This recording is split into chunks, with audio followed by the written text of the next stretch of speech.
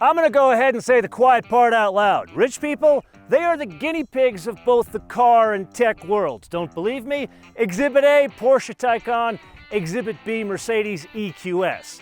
They take a new technology like EV propulsion and they introduce it not in the cheap seats, rather in the fancy neighborhood, in the hopes that they can cascade that technology to more greener pastures.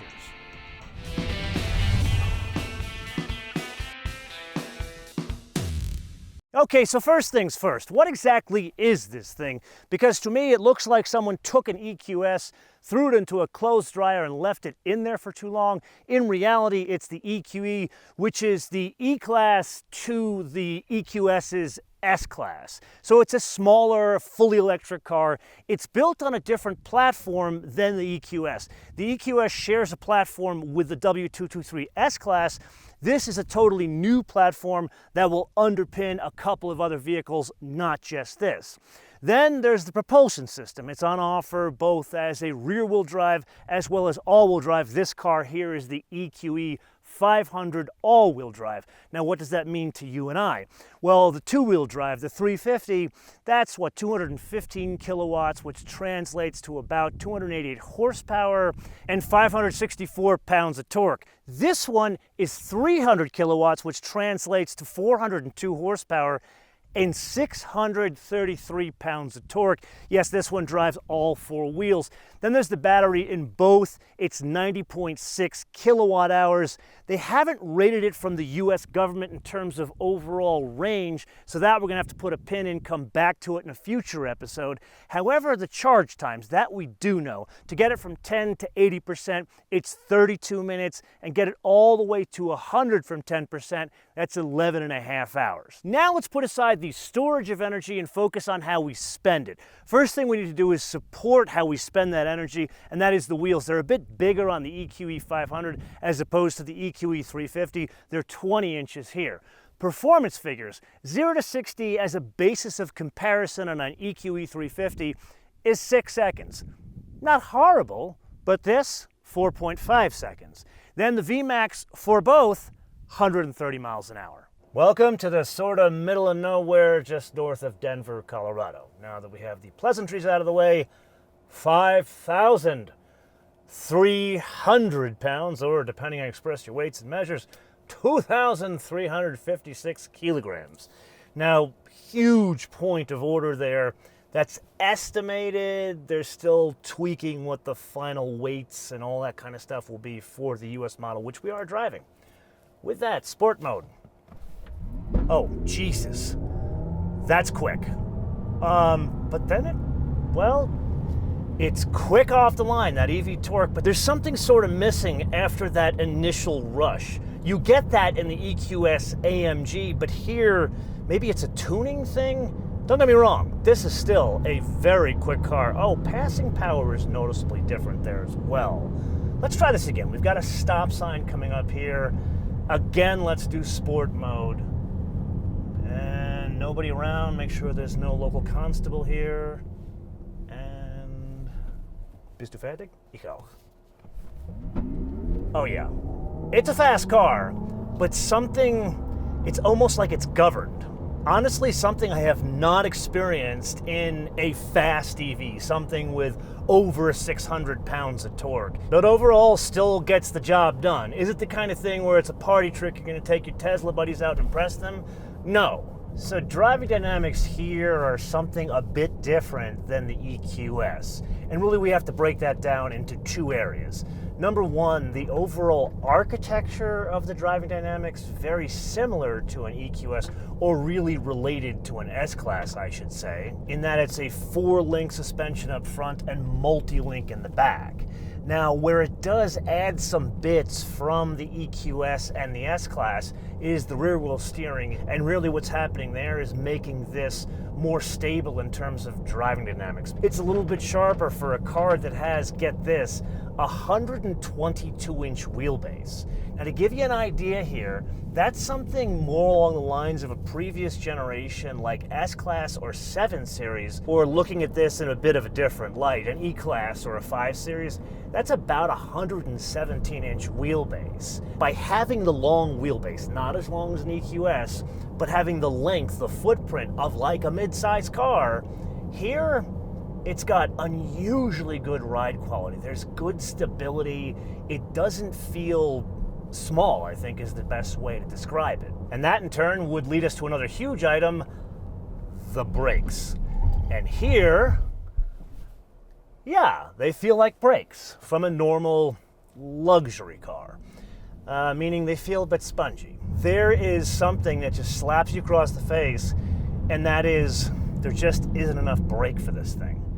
I don't know if it's a function of the 5,300 pounds or the brakes that are fitted to this car. Perhaps it needs larger diameter rotors, perhaps different calipers, a combination of all that. But this being like the middle model, something tells me there needs to be a fix there, and the entire purpose would be to cash the checks that over 600 pounds of electric torque writes. No, it is not that time again to play your favorite game of mine, the options game, with today's contestant, the first ever mid-size Mercedes with a full electric propulsion system, the EQE 500. You see, we cannot play around at the game because we don't have pricing. Mercedes decided to do the international launch of the EQS SUV here in the US, specifically just outside of Denver, because that car is made in the US, and they brought this along for an additional bonus. So I decided to take advantage of the opportunity to shoot this car, even though we don't have all the specs and all the pricing.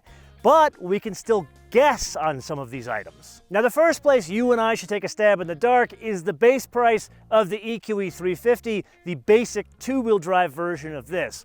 And there, Mercedes has flat out admitted, we're going against the Tesla Model 3, or if you want to say the Tesla Model Y, if you're really thinking apples to oranges, because this, it ain't a crossover. This is a sedan. Even though it looks like it has a hatchback, that is indeed a trunk back there. So if you go buy a Tesla Model 3, I've never seen one for 35, 40, or 45 grand.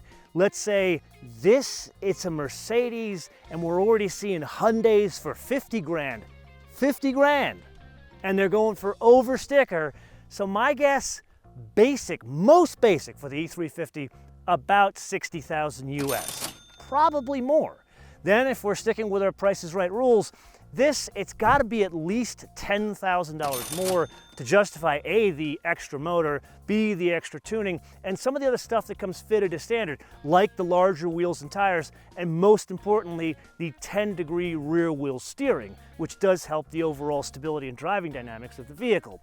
But then they do that whole new Mercedes thing where they go with 3 different flavors. So there's a premium, which in reality is the most basic one. That one, believe it or not, actually comes with a sunroof. And then they move up to a better and best flavor called Exclusive and Pinnacle, something like that, where it adds different trim, like better leather or more details on the inside. Then one can layer on more individual options, like a head-up display, or in this car, notice it has the W223 S-Class dashboard, meaning the 2 12-inch screens.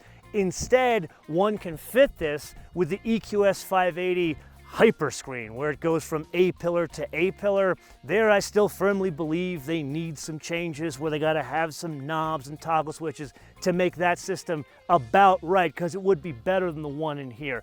I would argue an EQE 500 with a head-up display and a good color like this, and that Hyperscreen, probably the better part of 85, 90 grand.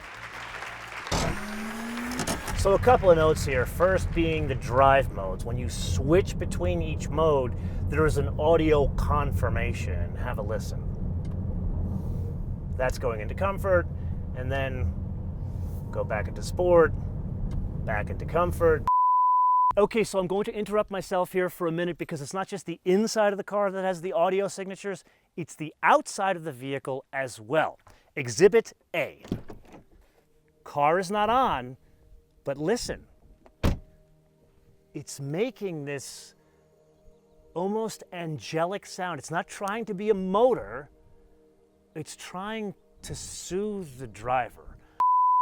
And then you and I need to circle back to the steering. No, not the rear wheel steering, the actual steering in the front of the vehicle. Remember with the EQS, there I felt the steering, it was too boosted. It was too like Honda Civic-y. It was too light. Here, they've obviously fixed it. They've taken some learning from the EQS. They put it here. It's not quite to the level of what the EQS AMG was. It's, I guess, balanced is the best way to put it. There's a good feel to it, but just not enough of it. I'd say there still needs to be a little bit more weight, and that's before we get into the AMG flavor of this. And here I'll admit I've been a bit harsh with the EV flavors of Mercedes-Benz product that have been coming out over the past couple of years, because this is something they got very right in AMG and near AMG cars. And that's kind of what this thing is. It's a near AMG car. And yeah, the propulsion system changes. I get that, government's twisting your arm, but the reality of the situation is this is one thing that you can have more relation to an internal combustion old world car where you still feel familiar when you get behind the wheel. Everything else may change, but this is the one thing I want to be welcomed with some familiarity. Get it? Admittedly, you and I should have done today's experiment in reverse. Started with the EQE 350, which we will drive together in a coming episode, and then move up to the more powerful EQE 500. But we knew with 633 pounds of torque, it was going to be quick. It just proved to be a bit of a different kind of quick. And then we get to the lesson. The lesson was the platform. This being a different, or really the sophomore effort of an EV-only propulsion platform for Mercedes, it is arguably better than the freshman effort, the EQS.